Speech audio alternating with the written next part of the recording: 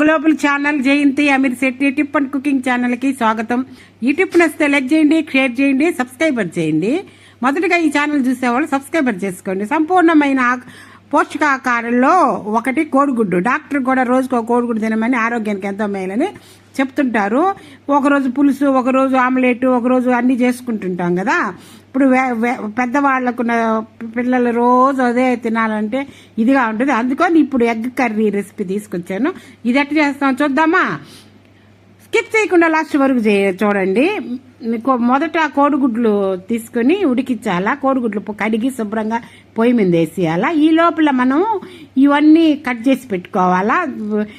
ఈ రెసిపీ కోసం ముందుగా ఇవన్నీ ఒక స్టవ్ మీద ఒక గిన్నెలో తగినన్ని నీళ్లు పోసి కోడిగుడ్లను ఉడికించుకోవాలా.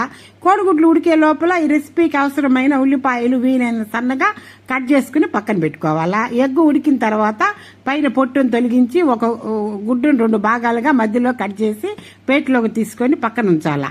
నేను అట్లా ప్లేట్లో కట్ చేయకుండా అట్లాగే పెట్టాను. మీరు కట్ చేసుకుని పక్కన పెట్టుకోండి. ఇప్పుడు కర్రీ తయారీకి స్టవ్ మీద ప్యాన్లో నూనె వేసి వేడి చేసుకోవాలా. ఈ తర్వాత ఈ కోడిగుడ్లు నూనె కాగిన తర్వాత కోడిగుడ్లన్నీ వేయించుకోవాలా.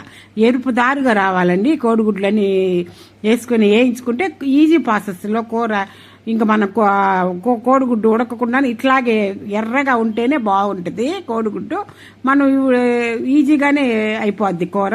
కోడిగుడ్డు ఉడికిపోతే ఇవన్నీ తీసేసి సన్న ఎర్రదాలుగా ఏం చేసుకున్నాం కదా, ఇవన్నీ తీసేసి పక్కన పల్లెంలో ట్రాన్స్ఫర్ చేసుకోవాలా. తర్వాత ఆయిల్ మిగిలిన దాంట్లోకి జీలకర్ర వేసేసి తర్వాత సన్నగా కట్ చేసుకున్నా తరిగి పెట్టుకున్నామే ఆ ఉల్లిపాయలు అవి వేయాలా. అవి వేసిన తర్వాత అవన్నీ మగ్గిపోయిన తర్వాత దాంట్లో కరివేపాకు వేసుకోవాలా. కరివేపాకు వేసుకొని పసుపు, రుచికి తగినంత ఉప్పు వేసుకొని మీడియం ఫ్లేమ్లో కలుపుతూ 2 నిమిషాల పాటు వేయించుకోవాలా. మొత్తం వేయించుకున్న తర్వాత ఈ విధంగా వేయించుకున్నాక తర్వాత మధ్య మధ్యలో కలుపుతూ ఉండాలా. ఆనియన్స్ బాగా మగ్గనివ్వాలా. ఉల్లిపాయలు మంచిగా మగ్గిన తర్వాత తాజా అల్లం వెల్లుల్లి పేస్టు, తాజాగా ఉండాలండి అల్లం వెల్లుల్లి పేస్టు వేసి పచ్చివాసన పోయేంత వరకు వేయించాలి. బాగా పచ్చివాసన పోయేంత వరకు వేయించిన తర్వాత బాగా ఏగిపోయిన తర్వాత అందులో కొద్ది కాసింత చూడాలి. బాగా ఏగిపోయిన తర్వాత అందులో కాసింత కారము, ధనియాల పొడి, జీలకర్ర పొడి, మిరియాల పొడి, ఈ 3 వేసుకొని మిరియాల పొడి కూడా వేసుకొని స్టవ్ను ఫ్లేమ్లో ఉంచి అన్నీ కలుపుకొని బాగా మిక్స్ చేసుకోవాలా. మిక్స్ చేసుకొని బాగా అనంతరం గ్రేవీకి సరిపడా తగినన్ని నీళ్లు పోసుకోవాలా.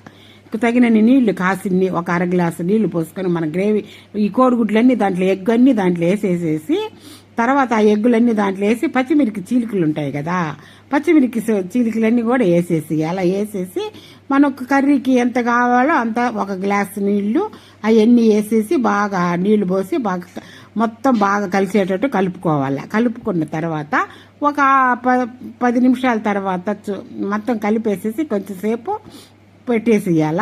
దాంట్లో పెట్టేసిన తర్వాత ఇప్పుడు కొంచెంసేపు తర్వాత చూస్తే గుమ్మలాడే ఎగ్ కర్రీ రెడీ అయిపోయింది.